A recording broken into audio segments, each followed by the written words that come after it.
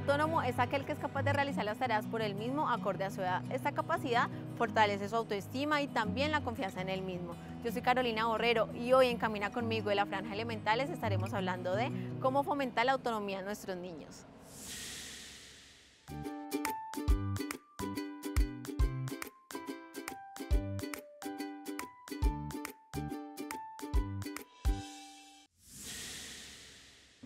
Bienvenidos a todos, hoy estamos con Angélica Delgado, magíster en familia y especialista en intervención social. Muchas gracias por estar aquí. Gracias a ustedes, Carolina, gracias a ustedes y a todo el grupo, el equipo, por invitarme a este maravilloso espacio. Mil gracias. Es un honor para nosotros. Bueno, Angélica, hoy tenemos un tema y es algo que de pronto los padres no tocan mucho, les parece que es algo no tan relevante, pero que realmente sí aporta muchísimo en el desarrollo de ellos y es la autonomía en los niños. Entonces, ¿en qué consiste esta autonomía y cómo se puede definir? Claro que sí, es un tema bien interesante, sobre todo, Carolina, porque los padres cometen un error, ¿no? Y creen que los hijos tienen que ser autónomos simplemente porque los adultos les dicen que sean autónomos. Y creo que aquí es muy importante entender que la autonomía en un niño simplemente va a ser el resultado de todo un aprendizaje. No solamente de la autonomía de esos adultos que están cuidando a esos niños, sino también de qué garantías, qué tanta seguridad como adulto le estoy dando a mi hijo o le estoy dando a ese. No hablemos de hijo porque hay muchas personas que cuidan niños y no necesariamente tienen que ser sus padres biológicos, pero también tiene mucho que ver el empoderamiento que como adultos les demos a estos niños de qué, mensajes clarísimos de que son capaces de hacer tareas, que son capaces de asumir responsabilidades, que son capaces de hacer las cosas bien, no solamente hacerlas, sino que hacerlas bien. Entonces creo que es un tema que no viene por sí solo, porque viene mucho desde el aprendizaje de estos adultos, pero adicionalmente a eso es qué cosas pueden hacer los adultos para que estos niños entiendan que pueden confiar en sí mismos. Claro, porque muchas veces los padres caen en ese error de tiene que ser independiente, tiene que ser autónomo, pero va a tomar con el vasito, cuidado lo riega, así no, venga yo mejor le doy la comida para que no se ensucie.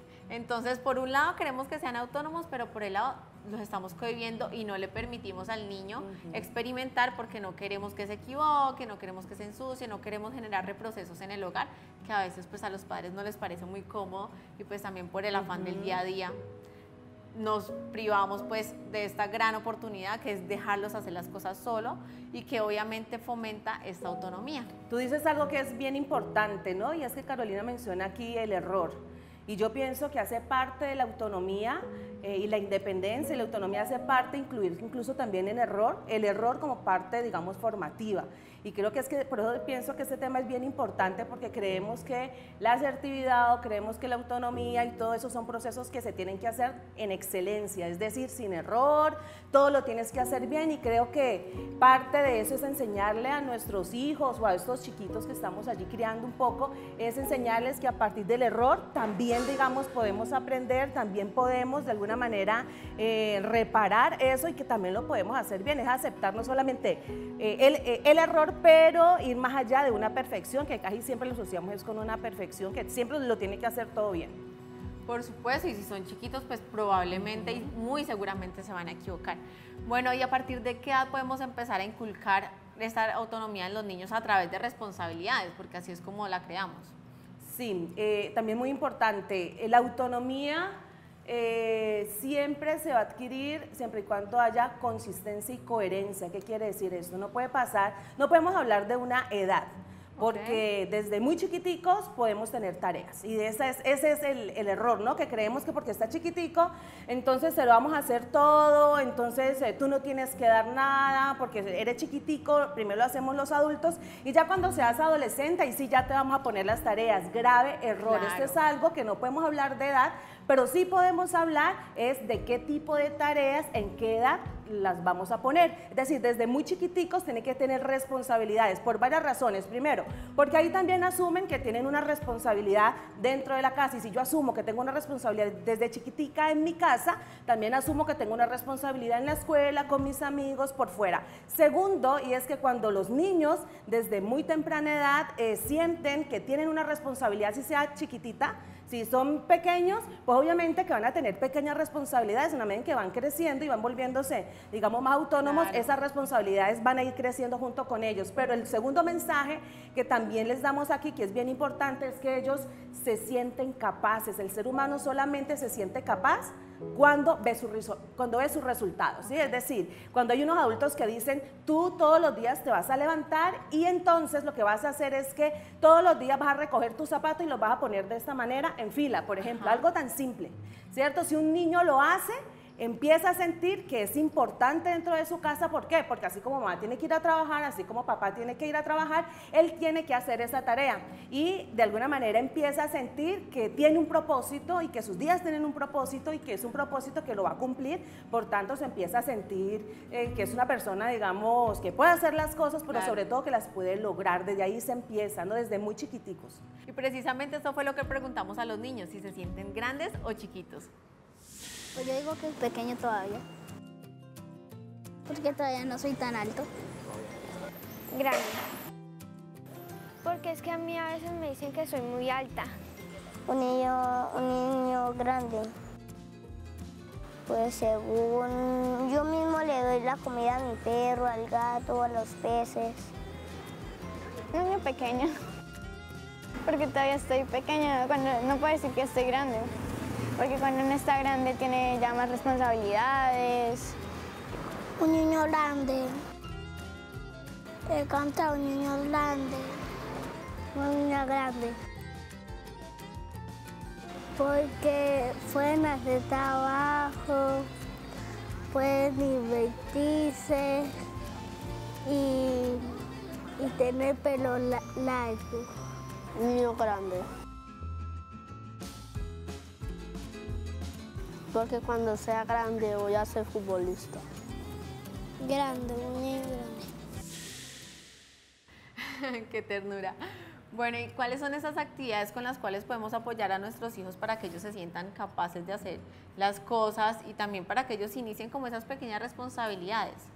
Sí, te decía ahora, es muy importante revisar la edad, ¿no? ¿Qué edad tienen? Y en ese sentido que ellos empiecen a asumir las responsabilidades acordes a la edad. ¿Eso porque es importante?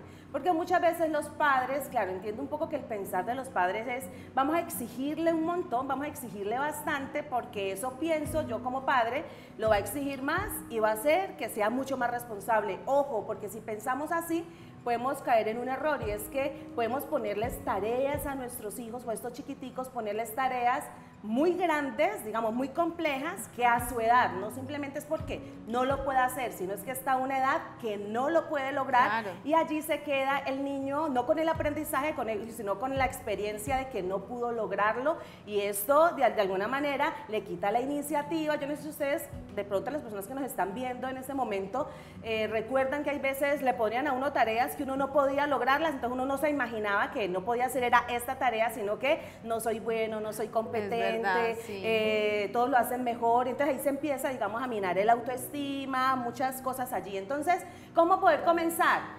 De una manera, digamos, clara es, comencemos con pequeñas tareas y sobre todo tareas que sean alcanzables. Pienso que eso es supremamente importante, pequeñas tareas como por ejemplo, les decía ahorita, organiza los zapatos, tiende la cama. Entonces, claro, queremos que hagan un súper tendido de cama cuando todavía están pequeños. Entonces es, papitos que nos están viendo, cuidadores que nos están escuchando en este momento, es entiendan que están en un proceso formativo y que ellos van a entender. Y lo que les decía ahorita, importante, incluir el error. Incluir el error es, no importa, hazlo, ¿sí? Le enseñas cómo es, pero hazlo, no importa que quede bien, que quede mal. Entonces, digamos que allí también es muy importante que los adultos que estén acompañando a estos niños también sean un poco considerados con ellos. Ahora, claro, aquí también hay algo que está de fondo y es que normalmente cuando esos adultos son tan exigentes, tiene mucho que ver, conectan mucho con la infancia de ellos.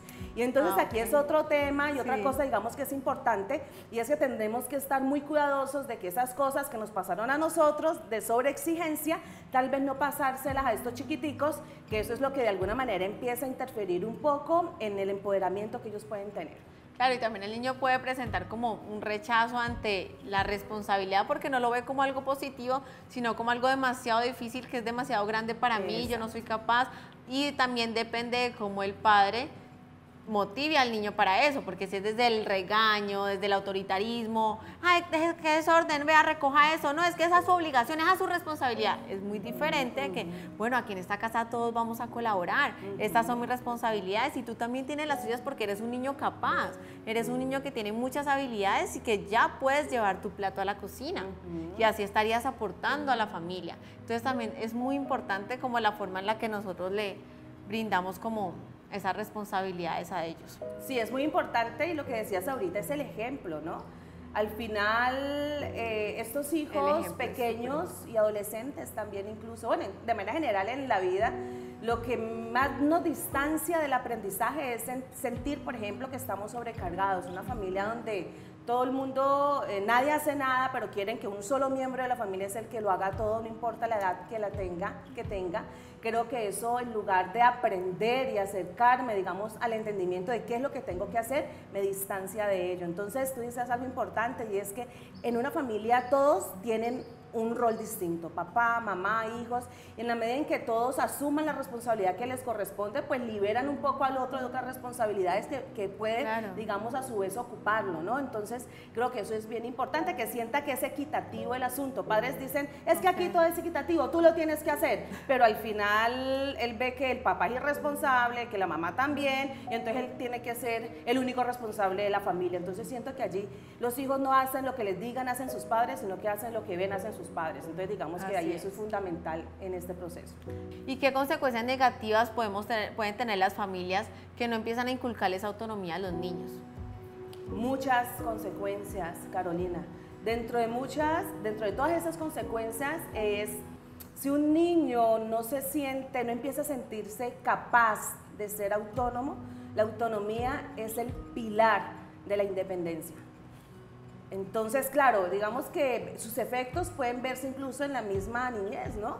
Pueden verse también allí. ¿Cómo? Niños, por ejemplo, ven, pregunta a tal persona tal cosa, no, mamá, ve tú. Aquí hay otra cosa que es importante también que se me olvidaba y es la sobreprotección. Entonces, padres demasiado temerosos, padres muy temerosos, con su propia infancia, con su niño interior, en su vida en general, pues van a ser padres también que van a cohibir mucho, a proteger muchísimo a estos hijos, y eso es algo que también los anula mucho en términos de autonomía y de independencia. Entonces, te decía, algunas manifestaciones es que empiezan a mostrarse niños muy dependientes, no duermen solos, no hacen actividades solos, no hacen tareas si papá o mamá no está allí, son personitas, digamos, que necesitan de ese otro para empezar a hacer. ¿Cuál es el problema? Que los padres pensamos que se van a quedar chiquiticos y pensamos que eso es algo que viene solamente con la edad. ¿Cuál es el problema de esto? Es que si yo no empiezo a manejar este asunto distinto, este niño va a crecer y la autonomía y la independencia que tenemos de adultos no la adquirimos en la edad adulta, la adquirimos precisamente es en esa etapa. Entonces, en manifestaciones más adelante, cuando se hace adulto, es eso, no podemos tomar decisiones por sí solos, necesitamos todo el tiempo a otra persona, somos inseguros de lo que queremos, de lo que creemos, de lo que pensamos, no podemos hacer absolutamente nada, nos volvemos dependientes afectivamente, amorosamente. Cuando vamos a elegir pareja, elegimos relaciones de dependencia y de ahí se desprenden una cantidad de cosas. Mejor dicho, esos son un montón de consecuencias que tiene el no permitirle a nuestros hijos hacer las cosas por ellos mismos. Y aquí nosotros les vamos a compartir algunas cosas que podemos hacer para fomentar la autonomía de nuestros niños.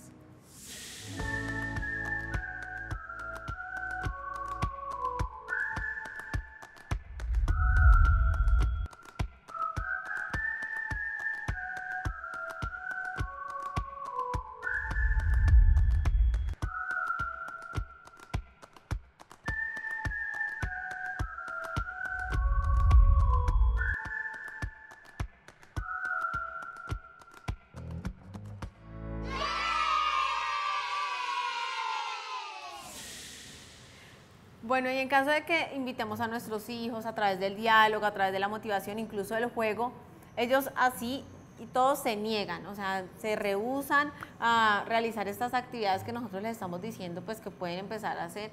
¿Qué podemos hacer en esos casos?